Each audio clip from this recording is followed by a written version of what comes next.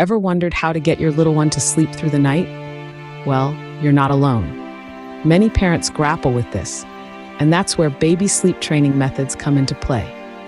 These methods aim to establish healthy sleep habits and routines for infants, promoting better sleep for both the baby and you.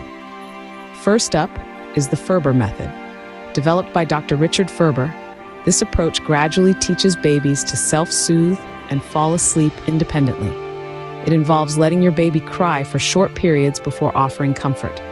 Start with a few minutes, then gradually increase the time before you go in to comfort your baby. Over time, your baby will learn to soothe themselves and fall asleep on their own. The next one is the Weissbluth Method. Created by Dr. Mark Weissbluth, this method focuses on establishing a consistent sleep schedule and creating a sleep-friendly environment. Begin by observing your baby's natural sleep patterns and then create a routine around them. Make sure the environment is conducive to sleep.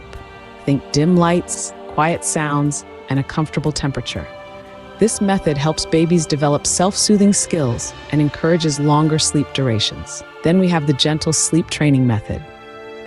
This approach takes into account the individual needs and temperament of the baby. It involves providing comfort and reassurance while gradually reducing sleep associations.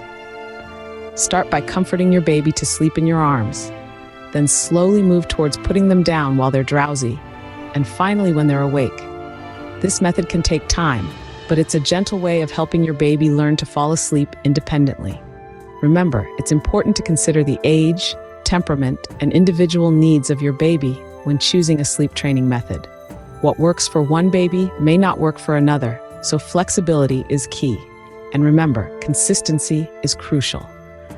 Establish a consistent bedtime routine and stick to it, as this sends signals to your baby that it's time to sleep. Now, sleep training isn't always smooth sailing.